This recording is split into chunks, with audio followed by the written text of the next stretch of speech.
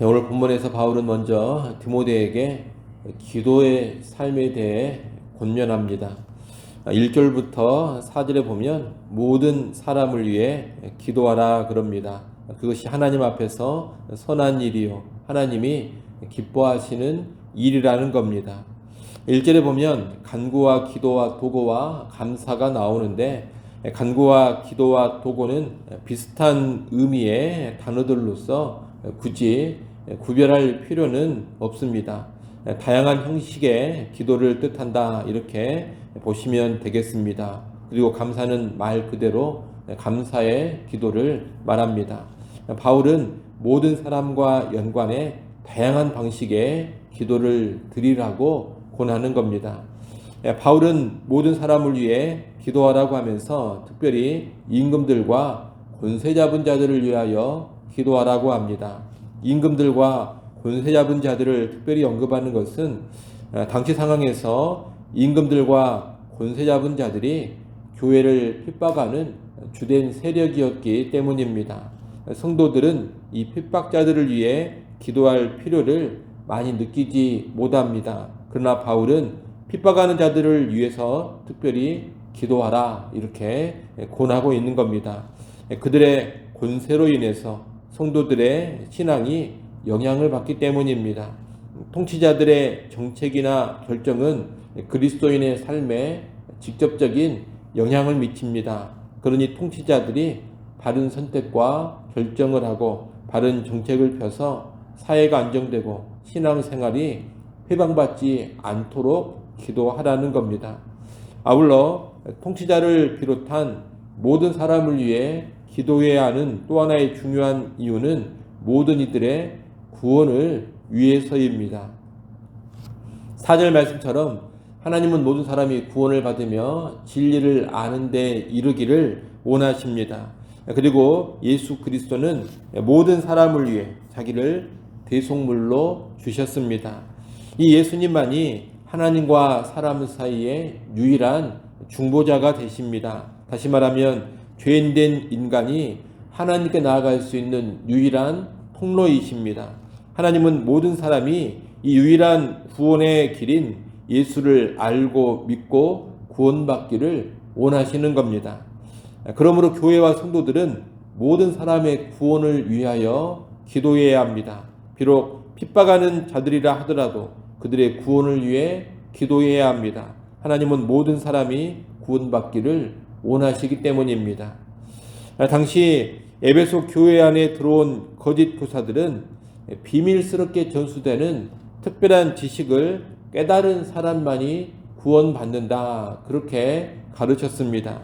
이것은 소수의 특별한 사람들, 종교적이고 지적인 엘리트들, 그런 사람만이 구원받는다는 거짓된 가르침입니다. 거짓 교사들은 모든 사람에게 전파되고 모든 사람에게 열려있는 그런 구원을 말하는 것이 아니라 특정한 사람에게만 전해지고 특별한 사람에게만 주어지는 그런 구원을 말했던 겁니다. 그에 반해서 바울은 그게 아니다라고 말하고 있습니다. 구원은 모든 사람에게 주어지고 누구든지 예수를 믿기만 하면 받는 겁니다. 그런 맥락에서 바울은 하나님은 모든 사람이 구원받기를 원하신다. 예수 그리스도는 모든 사람을 위하여 죽으셨다. 교회는 모든 사람의 구원을 위하여 기도해야 한다. 이런 말을 하고 있는 겁니다. 여러분, 구원은 모든 사람에게 열려 있습니다. 바울 역시 이러한 하나님의 뜻에 입각해 유대인만이 아닌 이방인에게 복음을 전하는 사도가 되었습니다. 구원은 유대인에게만 주어지는 것이 아니라 모든 이방인에게도 주어집니다. 그래서 바울은 사도로 세움을 받고 로마 제국 전역을 두루 다니면서 이방인들에게 두루두루 복음을 전하고 가르쳤던 것입니다. 그러므로 오늘 우리도 모든 사람에게 열려있는 구원이라는 것을 알고 모든 사람의 구원을 위해 기도하면서 모든 사람에게 복음을 전해야 하겠습니다. 심지어 그 사람이 악인이요 교회를 격렬하게 핍박하는 사람이라 하더라도 그를 위해 간절히 기도하며 그의 구원을 기대할 수 있어야 하겠습니다. 이것이 교회가 가져야 될 합당한 태도입니다. 이어 바울은 8절에서 각처에서 남자들이 분노와 다툼이 없이 거룩한 손을 들어 기도하기를 원하노라 라고 합니다. 바울은 분노하거나 싸우지 말라고 합니다. 교회 안에 악한 세력이 준동할 수 있습니다. 또 교회 밖에 악한 세력들이 교회를 핍박할 수도 있습니다. 그에 대한 교회의 반응은 그들과 육체적으로 또 혈기로 맞서면서 분노하고 싸우는 것이 아닙니다. 증오심을 품고서 우리도 그들을 미워하고 우리도 그들을 죽이겠다고 달려드는 것이 아닙니다. 분노와 다툼을 다 버리고 거룩한 손을 들어 기도해야 합니다. 기도가 비록 연약해 보이고 무기력해 보이고 느리게 보일지라도 기도는 가장 강력한 무기가 됩니다. 기도로 싸우는 것이 가장 선한 영적 싸움의 길이 되는 겁니다. 그러니 오늘 우리는 언제나 기도하는 길로 나아갈 수 있어야 하겠습니다. 특별히 악한 자들이 내 주변에 있을 때, 또 교회 밖에서 악한 자들이 교회를 핍박할 때 결코 분노로 반응할 것이 아니라 분노는 버리고 거룩한 손을 들고 기도하는 교회, 기도하는 성도들이 꼭 될 수 있어야 하겠습니다. 이어지는 9절부터 15절까지 말씀은 교회 안에 여자들을 향한 권면의 내용입니다. 여자들이라고 했는데 이 여자라는 단어는 아내를 뜻하는 단어이기도 합니다. 그러므로 9절부터 15절까지 말씀은 아내들을 향한 권면으로 볼 수도 있습니다. 오늘 본문 8절에 남자들 역시 남편들로 볼 수 있고 본문 12절에 남자 역시 남편으로 봐도 무방합니다. 여자들, 아내들을 향한 권면은 크게 두 가지입니다. 첫째는 외모보다 내면을 단장하라는 겁니다. 그리스도인 여성들은 세상의 유행을 따르기에 급급하고 화려하고 사치스럽게 자신을 꾸미는데 몰두할 것이 아닙니다. 그리스도인은 내면, 삶이 아름다워야 합니다. 물론 이 말은 아름다움, 미를 추구하는 여인들의 본성을 부정하는 것이 아닙니다. 외모는 신경도 쓰지 말아라 이런 뜻이 아닙니다. 외적인 면보다 내면에 더 집중하라 이런 권면이고 또한 세상의 풍조와 사치에 빠지지 말라는 권면입니다. 둘째는 권위에 복종할 줄을 알라는 것입니다. 당시 교회는 여성들이 가장 활발하게 활동할 수 있는 공간이었습니다. 그러다 보니 도를 넘어서는 경우가 있었습니다. 바울은 그것을 지적하고 있는 겁니다.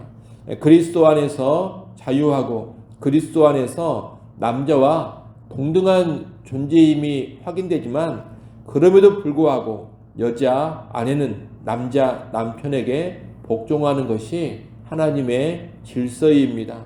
하나님은 창조의 질서를 그렇게 정하신 겁니다.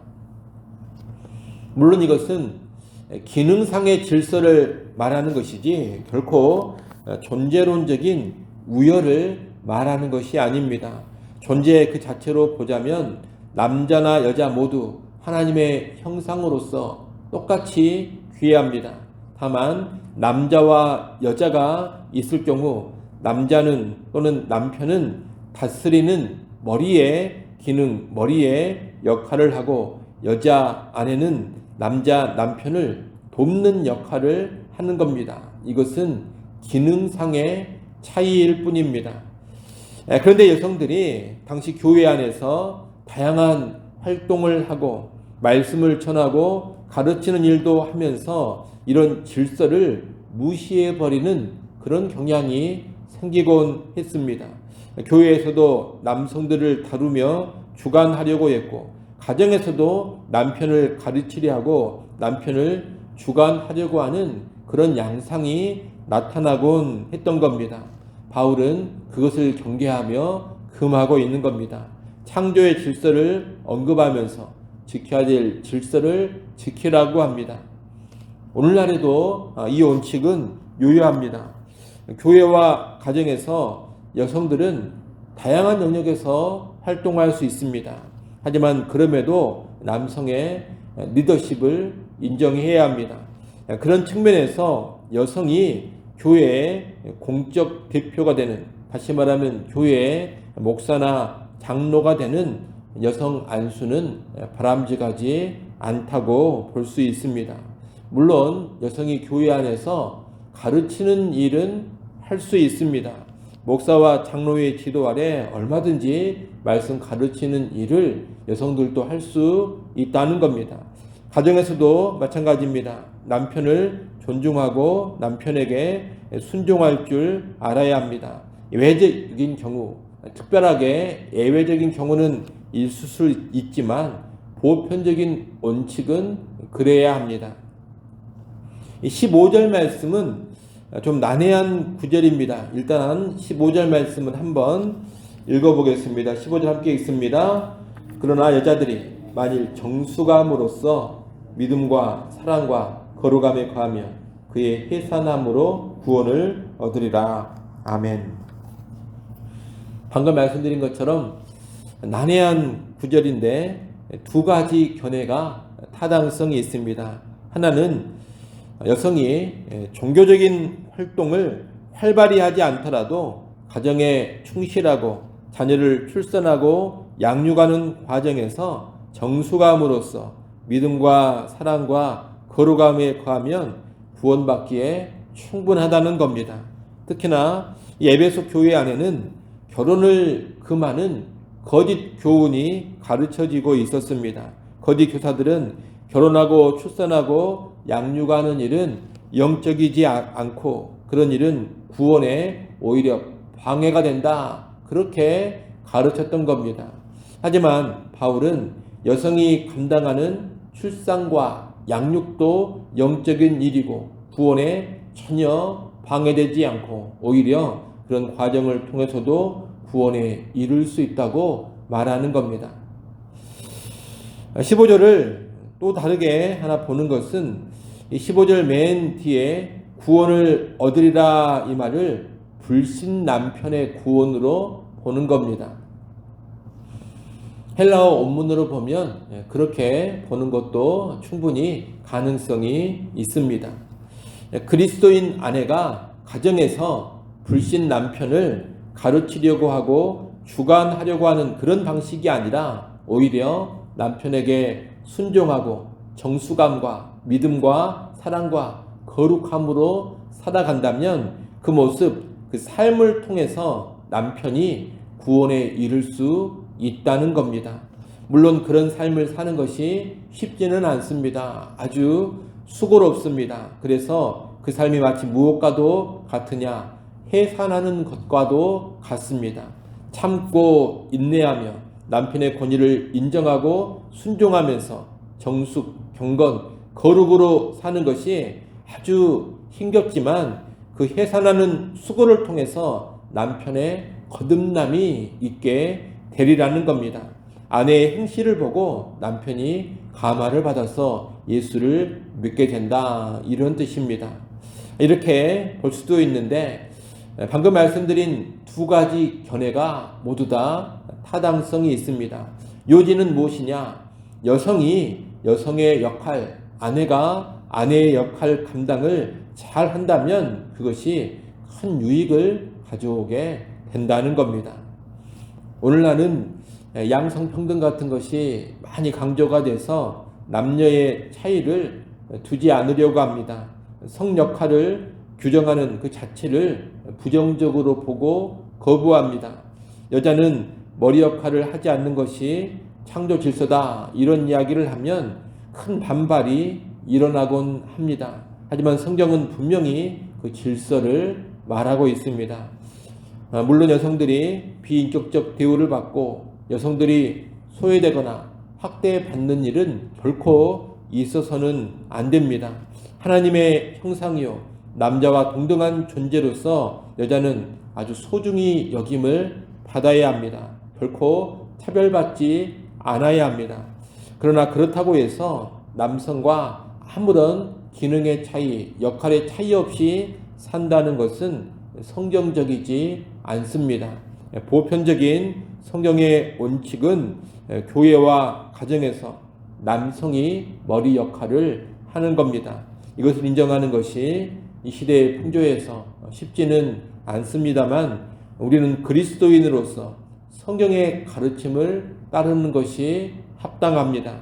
남녀의 역할 차이 자체를 부정하는 그런 시대의 풍조에서 성경의 가르침을 따라 사는 것이 오늘날 그리스도인 여성들이 감당해야 될 선한 싸움이 될 것입니다. 그런 선한 싸움을 싸워나가는 여성들이 되시기를 바라고 그런 선한 싸움을 지지하고 격려하는 교회가 될 수 있기를 간절히 바랍니다. 기도합니다. 하나님 아버지, 오늘 우리가 위정자들과 모든 사람들을 위해 기도하는 삶 살게 하시고 특별히 혈과 육과 분노가 아닌 기도로 싸우는 삶 살아가게 하여 주옵소서. 또 교회의 성들은 내면의 아름다움에 깨어있게 하시고 하나님이 세우신 창조 질서와 권위를 인정하는 겸손한 삶을 살아가게 하여 주옵소서. 아버지, 또 이 새벽 시간 우리를 깨워주시고 기도하는 자리로 불러주셔서 감사합니다. 주 앞에 나와 싸우니 겸손히 엎드려 간구하게 하시고 하늘의 은혜를 구할 때 때를 따라 돕는 은혜를 풍성히 허락하여 주옵소서. 주일입니다. 모든 성도들 하나님께 나와 기쁨으로 감사로 예배케 하시고 성삼위 하나님 예배의 시간 임재하사 영광을 받아 주옵소서. 또한 예배의 모든 시간 하늘문을 여시고 하늘의 신령한 은혜를 성도들에게 충만하게 부어 주옵소서. 모든 예배위원들을 주의 능력으로 강하게 붙잡아 주옵소서. 또 공동의회가 있는 날입니다. 공동의회도 은혜롭게 진행되도록 성령님 함께하여 주옵소서. 예수님의 이름으로 기도드리옵나이다. 아멘.